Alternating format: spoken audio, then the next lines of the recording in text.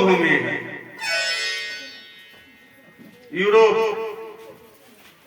America अपने देश की भांति पीपल से लेकर के सूर्य तक की पूजा नहीं की जाती। हमारी भारत भूमि कर्म भूमि, और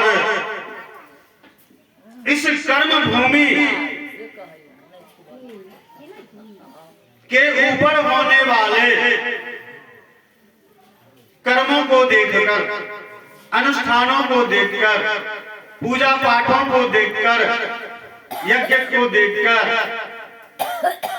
देवता अत्यंत प्रसन्न होते हैं और अपनी प्रसन्नता को यहाँ अवतार लेकर के व्यक्त करते हैं। समय समय पर विविध रूपों में भगवान अवतरित होते हैं। यही भारत भूमि अपने आप को गौरवान्वित करती है, जहां देवता का अवतरण होते रहता है।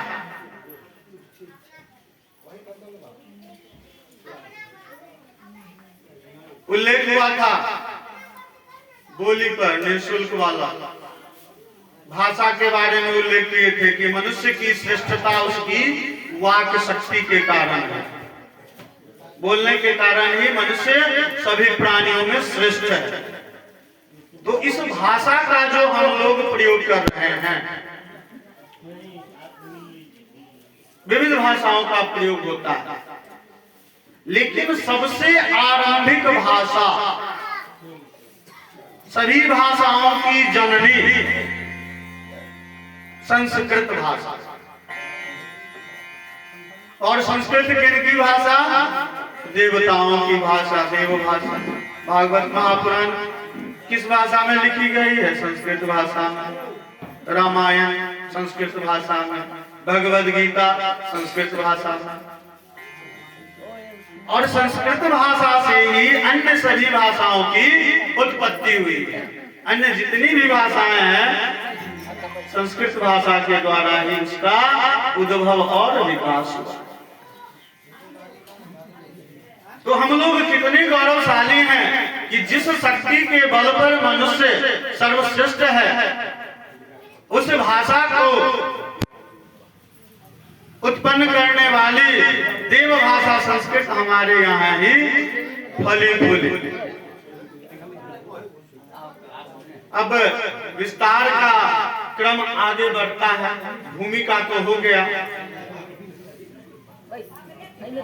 यह जो भूखंड है, इस भूखंड के नीचे 7 लोक हैं। 7 द्वीप यहाँ हुआ, 7 महासागर। तो भूखंड के नीचे भी 7 लोक हैं।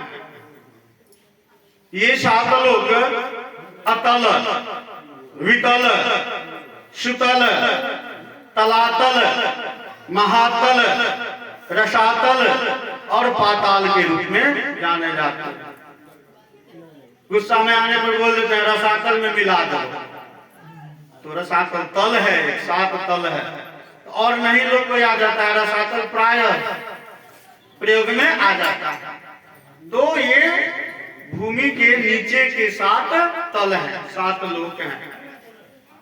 और इन सभी तलों में स्वर्ग से भी अधिक संपन्नता है। ये 7 तल में है, स्वर्ग से भी अधिक संपन्न है। स्वर्ग से भी अधिक आनंद एवं ऐश्वर्य इन तलों में उपलब्ध है। निवास कौन करते हैं इन तलों में? राक्षसों का भी निवास है, दैत्य, दानव एवं नाग का निवास। तो धरती पे हो गया 7 द्वीप, महासागर। धरती के नीचे भी 7 लोग, धरती के ऊपर भी 7 लोग। पूरी तरह समानता, कहीं कोई भिन्नता नहीं।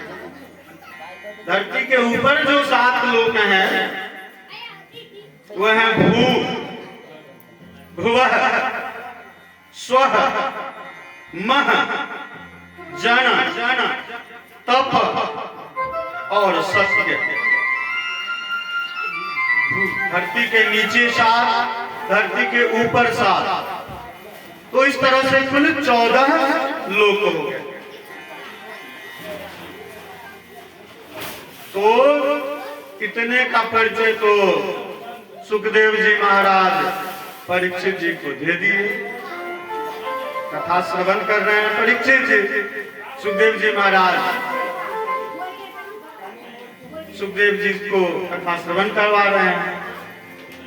और अचानक उनके दिमाग में आया परीक्षित जी के कि प्रभु, सब लोग के बारे में तो आपने बतला दिया, अब बताइए कि नरक क्या? कहते हैं नरकानाम भगवन किम देश विशेषात्वा बहिः स्त्रीलोकस्या आदेशितंतरालये। कहते हैं कि हे भगवान, आप मुझे कृपा करके यह बतलाइए कि यह नरक कहाँ है, वह कहाँ स्थित है? क्या यह कोई देश विशेष है या इस त्रिलोकी से बाहर है? उसकी अवस्थिति बतलाइए। सुखदेव जी बतलाते हैं और कहते हैं कि पृथ्वी के नीचे और जल के ऊपर, बीच वाले भाग, पृथ्वी के नीचे और जल के ऊपर नरकलोक है, जो कि दक्षिण दिशा की तरफ। नरकलोक दक्षिण दिशा की ओर स्थित है और उस लोक को क्या कहते हैं? यमपुरी कहते हैं। नरकलोक